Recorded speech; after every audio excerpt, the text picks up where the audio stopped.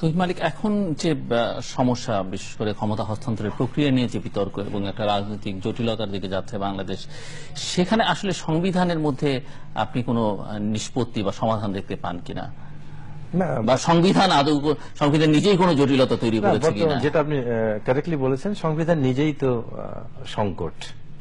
এবং সবচেয়ে বড় জিনিস আমি আবারও বলছি যে এই সরকার সংবিধানকে জনগণের মুখোমুখি করে দিয়েছে, জনগণের প্রতিপক্ষ করে দিয়েছে। মানুষ মনে করছে সংবিধানটাই বাধা, সংবিধানটাই সমস্ত অশান্তির মূল।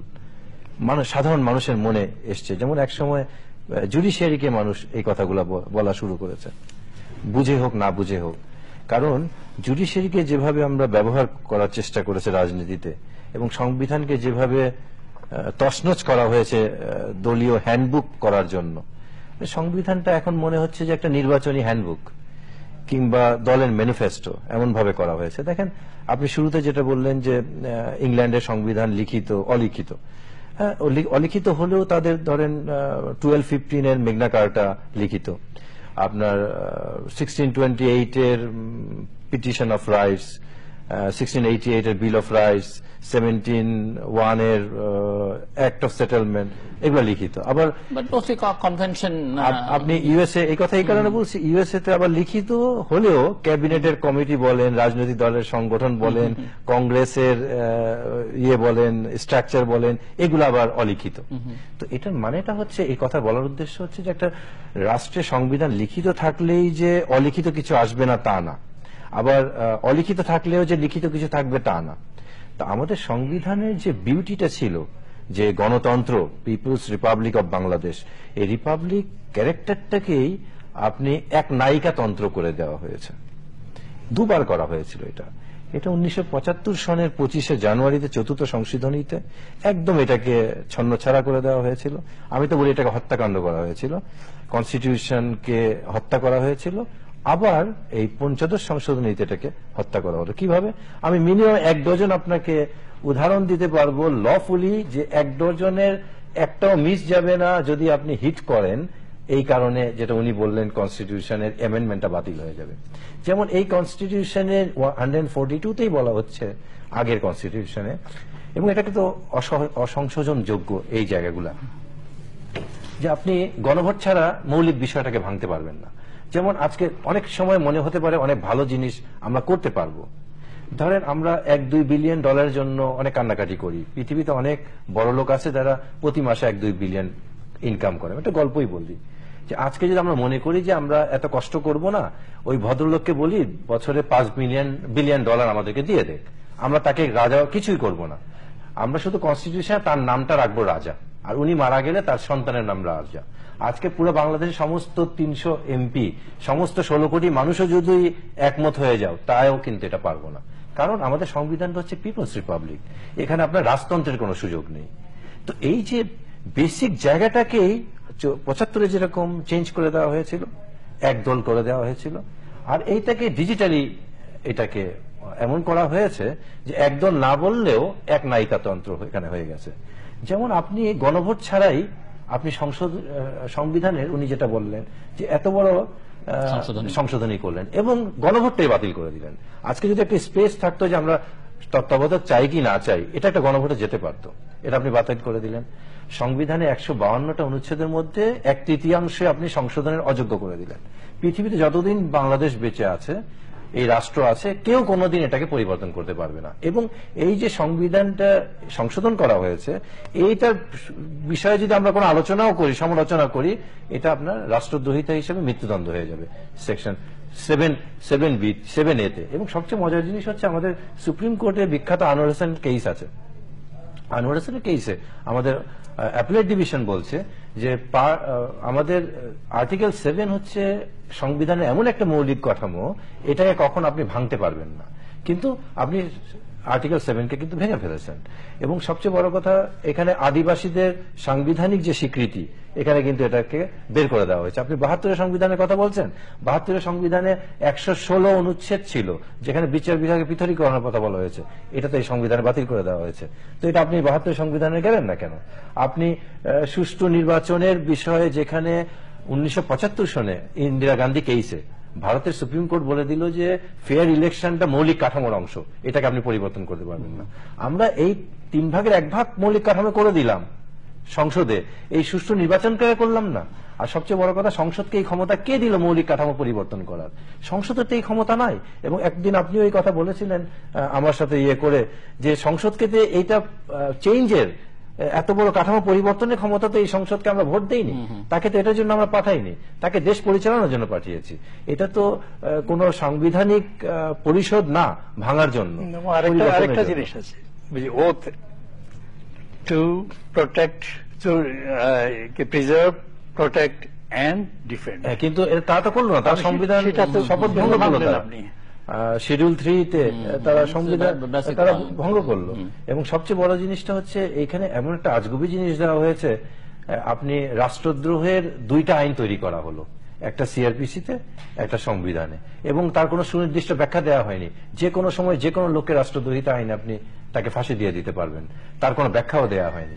এই যে কন্ট্রাডিকশন গুলোর কারণে আপনি এই সংসদের শুধু তাই না, বিচার বিভাগকে শুধু রিভিউ ক্ষমতা সুপ্রিম কোর্টের ক্ষুণ্ণই করেনি, আপনি সংসদের যে সার্বভৌমত্ব আছে এটাও ক্ষুণ্ণ করা হয়েছে। সংসদ কোনোদিন চাইলেও তো কিছু করতে পারবে না। আজকে যদি একটা ছোট প্রবলেম, আমি আপনার প্রোগ্রামে বলেছিলাম যে এই সংবিধানে 152-তে 150-এর 2-এ বঙ্গবন্ধুকে অস্থায়ী করে দিয়েছে। এখন পুরো সংসদ যদি একত্রে চায় যে বঙ্গবন্ধুকে স্থায়ী করবে সংবিধানে, তাও তো পারবে না, যে করবে তার ফাঁসি হয়ে যাবে। তো এই যে এত বড় ভুলটা, সেখানেও সংবিধানে আপনার সংসদের সার্বভৌমত্বকে আপনি ক্ষুণ্ণ করে দিলেন। আর সবচেয়ে বড় জিনিসটা হচ্ছে এই যে পঞ্চদশ সংসদে আপনি বললেন অনেক সময় নিয়ে করেছে, আসলেই তাই। এখানে 27টা মিটিং হয়েছিল, আপনি জানেন, 15 সদস্য বিশিষ্ট একটা সংসদের কমিটি করা হয়েছিল, সংসদ স্ট্যান্ডিং কমিটি। এবং দুঃখজনক হচ্ছে এই 15 সদস্য বিশিষ্ট কমিটিতে বিএনপির কোনো সাংসদ ছিলেন না। এবং ওনারা নিজেরা নাম দেননি, হ্যাঁ, যেভাবেই হোক না কেন তারা নাম রাখতে চাওয়া হয়েছিল।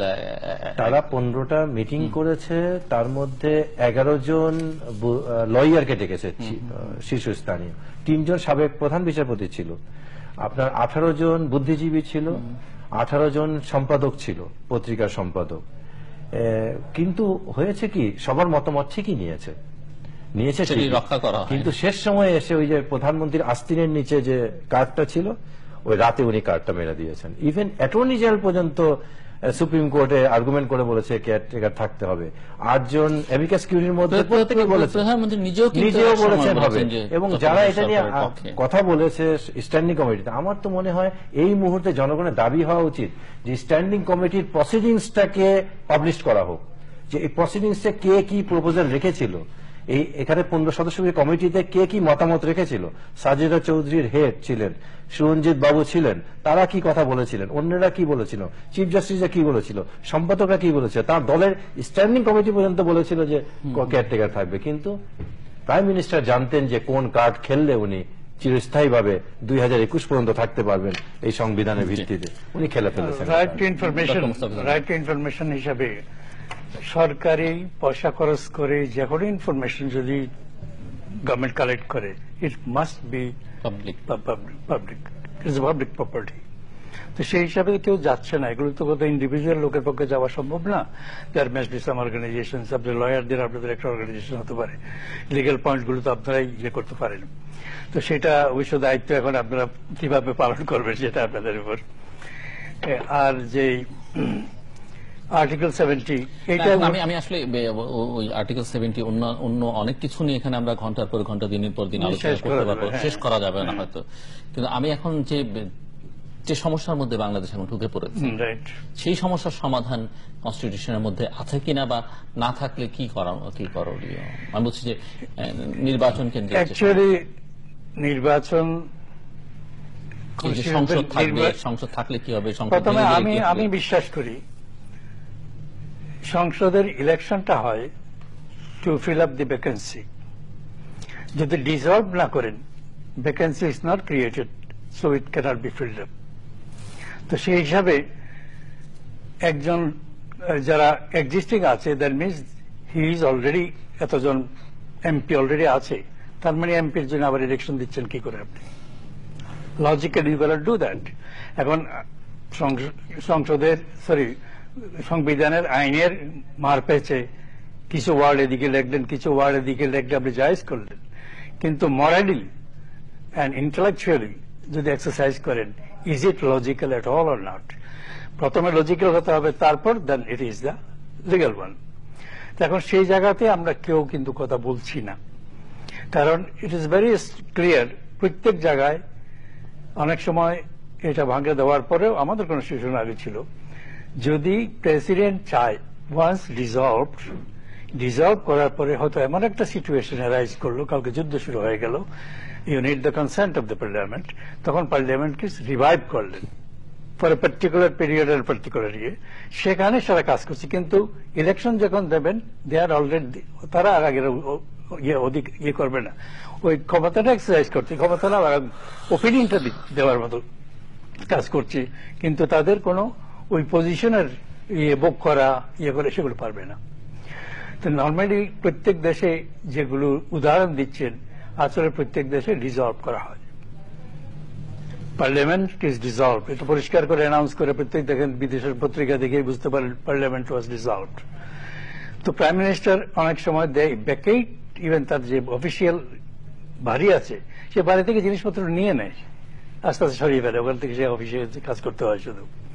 তো এখন আমাদের এখানে এই যে অনেক সময় ভয় আছে, আগে একবার সেরকম হওয়ার পরে বলছে না বাড়িটা আমার নামে দিতে হবে। এখন সেরকম তো এক্সপেরিয়েন্স তো মানুষের আছে, অতএব the moment you dissolve you should vacate the government facilities. তার মানে ইন দ্য মিন টাইম মেরামত করে নেক্সট লোক আসার জন্য ইট মাস্ট বি দেয়ার। এখন এটা নিয়ে আবার কেসে যাবেন, কোর্টে যাবেন আপনি বারবার। কথা হলো এই যে মিনিমাম নর্মটা এস্টাবলিশ করতে আমরা পারছি না। তো সেখানে এখন না পারলে পরে কি করে করতে হবে? আমি একটা জিনিস বর্তমানে চিন্তা করছি, সেটা হলো আমি লিখেছি অনেক সময় পিপলস কনস্টিটিউশন, যেখানে তো পিপলস কনস্টিটিউশনের বেসিক জিনিসটা হবে ডাইরেক্ট ডেমোক্রেসি। ডাইরেক্ট ডেমোক্রেসি হলো ইনিশিয়েটিভ, রেফারেন্ডাম অ্যান্ড রিকল, এই জিনিসগুলো 3 এলিমেন্টস। এটা সুইজারল্যান্ডে একদম বিশেষভাবে strongly established, and at a state level আমেরিকাতেও আছে।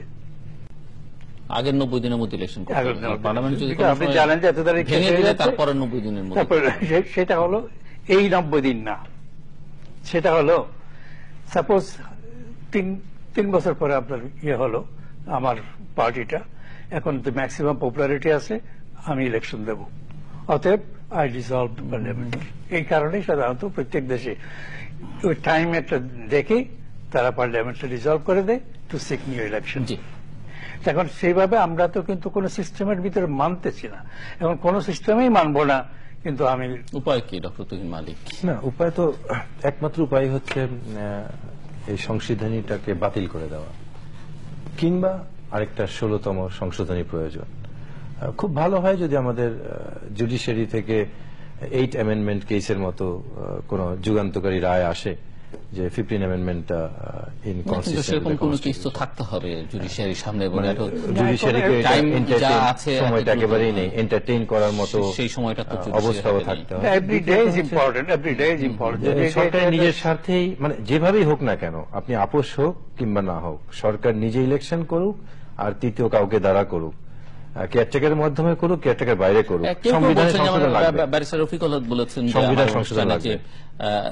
রাষ্ট্রপতি এখনকার পরিস্থিতি ব্যাখ্যা করে সংবিধান বিষয়ে চূড়ান্ত সিদ্ধান্তের জন্য সুপ্রিম কোর্টে আপনি রেফারেন্সের জন্য চাইতে পারেন। এটা একটা বড় সুযোগ আমাদের রয়ে গেছে, এখনো সব নষ্ট হয়নি।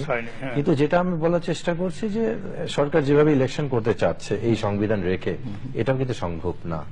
কারণ এই 75 সংশোধনীতে একটা মজার বিষয় করা হয়েছে যে আপনি রাষ্ট্রপতি, প্রধানমন্ত্রী, মন্ত্রী, উপমন্ত্রী, প্রতিমন্ত্রীরা আপনি লাভজনক পদ, এবং তারা এই পদে 66 বলে দেওয়া হচ্ছে যে তারা নির্বাচন করতে পারবে, কিন্তু সাংসদের ব্যাপারে বলা হয়নি। কিন্তু কারণ এই কনসেপ্টটা কখনো ছিল না যে সাংসদরা নিজে সাংসদ থেকে নির্বাচন করবে, এজন্যই করা হয়নি। এখন যদি আপনি নির্বাচন করতে যান, তাহলে তো কোনো সাংসদ দাঁড়াতে পারবে না ইলেকশনে, তাহলে আপনাকে এই পার্টটা পরিবর্তন করতে হবে। দ্বিতীয়ত হচ্ছে যে উনি যেটা বললেন যে আজকে রিজাইন করলে প্রধানমন্ত্রী চলে যাবেন, মাননীয় প্রধানমন্ত্রীও প্রায় বলেন যে আমি সংসদ ভেঙে দিব। সংবিধানে কোথাও প্রধানমন্ত্রীর এই ক্ষমতা নাই সংসদ ভেঙে দেওয়ার। এটা খুব মজার জিনিস, এটা নিয়ে আমি না, তিনি রাষ্ট্রপতিকে রাষ্ট্রপতি- না, সেটাই আমি বলছি তিনি যে আমি অনুরোধ এটা নিয়ে করবেন, একটা হ্যাঁ। ইন্টারেস্টিং কলাম লিখবো, মানে এখন সময় আসেনি এটা লেখার, যে রাষ্ট্রপতিকে যে অনুরোধ করবেন সেই সুযোগ আমাদের কনস্টিটিউশনে নাই। কিভাবে? আপনি 57(2)তে খুব স্পষ্ট বলা আছে, যে 57(1)-এ বলা আছে যে যে কোনো সময় পার্লামেন্ট কিভাবে ভাঙবে, পদ্ধতিটা বলা হচ্ছে। যে কোনো সময় একটু short আমাদের করে বলা আমাদের প্রধানমন্ত্রী পদত্যাগ করতে পারেন, এটা ওখানে ইনিও এখনো পারেন, উনি জানুয়ারিতেও পারেন, অক্টোবরেও পারেন। আরেকটা অবস্থা হচ্ছে উনি সংসদ ভাঙার জন্য রাষ্ট্রপতিকে অনুরোধ করবেন কখন?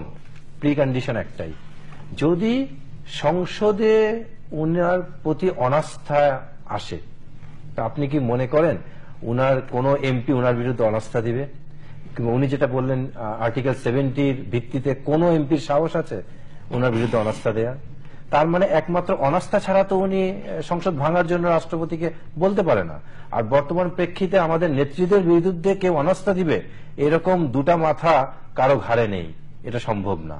তার মানে সংসদ ভাঙার কোনো সুযোগ এই মুহূর্তে নেই, আপনাকে সংসদ রেখেই নির্বাচন করতে হবে, এটা যতই ওনারা বলুক না কেন, কিংবা সংবিধানকে পরিবর্তন করতে হবে। আরেকটা হতে পারে যে উনি যেটা বলছেন যে প্রভিশনটা রেখেছেন, যে ওনারা দুটোই নিতে চাচ্ছেন, যে আপনি 123-তে যেটা বলা হচ্ছে যে আপনি যে কোনো একটা নিবেন, যে 3 মাস আগে যদি আপনি করবেন সংসদে মেয়াদ থাকার 3 মাস আগে, কিংবা সংসদ ভেঙে গেলে 3 মাস পরে। তো ওনারা দুটোকে অপশনই রাখতে চাচ্ছেন, দুটো অপশন হবে না। কারণ আপনি যদি আমাকে জিজ্ঞেস করেন যে তুহিন ভাই ঠান্ডা খাবেন না গরম খাবেন, কি খাবেন, ঠান্ডা না গরম, আমি বলবো দুটাই খাবো, তা তো হবে না। হয় আপনি আমাকে ঠান্ডা খাবেন না তো গরম খাওয়াবেন, ওনারা দুটোই খেতে চাচ্ছেন। দুটা তো একসাথে আপনি ট্রিগার চাপ দিতে পারবেন না। আপনি যখন সংসদের মেয়াদ পূর্তির আগেই 3 মাস আগেই যখন আপনি নির্বাচনে যাবেন, তখন আর আপনি সংসদ ভাঙার কোনো সুযোগ নেই। আর সবচেয়ে বড় কথা, যখন 3 মাসের ব্যাপারটা চলে আসে যে সংসদ ভাঙার 3 মাস আগে নির্বাচন দিতে হবে, তখন এটা চলে যাবে পার্ট 7-এ কনস্টিটিউশনের, ইলেকশন কমিশনের কাছে। এখন টোটালি ক্ষমতাটা ইলেকশন কমিশনের কাছে চলে গেছে। যেহেতু অক্টোবরে যদি নির্বাচন হয়, 3 মাস আগে আপনাকে নির্বাচন দিতে হবে, 24 কি 25 অক্টোবরের থেকে শুরু। তো আপনি যদি 26 অক্টোবর ইলেকশন দেন, এটা কিন্তু লফুলি হবে কনস্টিটিউশনে, তাহলে আপনাকে শিডিউল দিতে হবে অন্তত 2 মাস আগে। তো আজকেও যদি ইলেকশন কমিশন শিডিউল দেয়, তাহলে এটা কোনো অবৈধ হবে না। 3 মাসের মধ্যে নির্বাচন করতে হবে, সেটাই বলছি, 3 মাসের মধ্যে হচ্ছে অক্টোবর থেকে জানুয়ারি পর্যন্ত। অক্টোবরে নির্বাচন করতে হলে আপনাকে শিডিউল এখন দিতে হবে। তো জানুয়ারি থেকে নির্বাচন করবে বলছি, যদি এখনো আপনি নির্বাচন করতে চান, এখন তো শিডিউল দিতে পারেন। তার মানে এখন তো ইলেকশন কমিশনের ধরতে হবে, কগনিজেন্সে চলে এসছে। এখন যদি আজকে ইলেকশন কমিশন যদি ইলেকশন ডিক্লেয়ার করে, শিডিউল দেয়, তাহলে কিন্তু আপনার 123 কোনটাই প্রাইম মিনিস্টারের হাতে নাই, শেষ হয়ে গেছে। এটা ট্রিগারটা কিন্তু চেপে দিল ইলেকশন কমিশন। তো আমরা যেভাবে প্রাইম মিনিস্টার চিন্তা করছেন, যে সংবিধানে উনি যেটা বললেন যে প্রাইম মিনিস্টার যখন পদত্যাগ করবেন তখন সব চলে যাবে, তা না। এই সংবিধানে 57(3)-এ করে দেওয়া হয়েছে, যতক্ষণ পর্যন্ত নতুন প্রধানমন্ত্রী কার্যভার না নিবেন ততক্ষণ পর্যন্ত এই প্রধানমন্ত্রী থাকবেন। ওই আর্টিকেলে থাকে 58-এ বলা হচ্ছে যে যতক্ষণ পর্যন্ত নতুন ক্যাবিনেট না আসবে এই মন্ত্রীরাই থাকবেন, আর এমপিরা তো রয়েই গেছেন। তো আপনি কোনোদিন, এবং এই ব্যবস্থাপনাও নাই 123-তে, নতুন কেউ পাশ করে আসলো আর আমি যদি ক্ষমতা না ছাড়ি, এই ক্ষমতা নেয়ার পদ্ধতিও নাই। এবং সবচেয়ে বড় বিষয় হচ্ছে যে পার্লামেন্টের সেশন ডাকা, নেক্সট 10ম সংসদের পার্লামেন্টের সেশন ডাকার, এটার কোনো নির্ধারিত সময় এখানে নেই। আমি না ডাকলাম, আমি ক্ষমতা দিলাম না। এই জিনিসগুলো তারা যেটা করার চেষ্টা করছে যে ভোট করে কি লাভ, আমি যদি আইন করেই ক্ষমতায় থাকতে পারি 75 সনের মতো, যে 75-এর 25শে জানুয়ারি সেটি দেখছেন যে এই আইনের মধ্যে তারা অনন্তকাল না হলেও 2021 পর্যন্ত তারা নির্বাচন না করেই থাকতে পারে। এই সুযোগটা তারা নেবে কিনা আমি জানি না। মানে এজ এ লয়ার আপনি তারা এই সংবিধানকে এমন ভাবে তারা করেছে, তো পরিষ্কার করে দেওয়া আছে, এটা টিল অ্যানাদার ওয়ান কামস। আপনি তো ভাবে ঢাকা সিটি কর্পোরেশনের মতো নির্বাচনটাকে, শিডিউলটাকে আপনি কোর্টে নিয়ে স্টে করে দিলেন, অনন্তকাল থেকে গেলেন, বলবেন কোর্ট তো করেছে। দেখেন ঢাকা সিটি কর্পোরেশনে 7 বছর ধরে নির্বাচন হয় না। আইনে যেখানে বলা হচ্ছে গত বছর 2011-তে আইন করে দেওয়া হয়েছে 6 মাসের মধ্যে নির্বাচন করতেই হবে। সুপ্রিম কোর্ট যেখানে রুল দিয়ে দিয়েছে তোমরা ইলেকশন করো, 2 বছর পার হয়ে গেছে ইলেকশন। আমি যেটা বলতে চাই সেটা হলো এই সমস্যা তো সমস্যার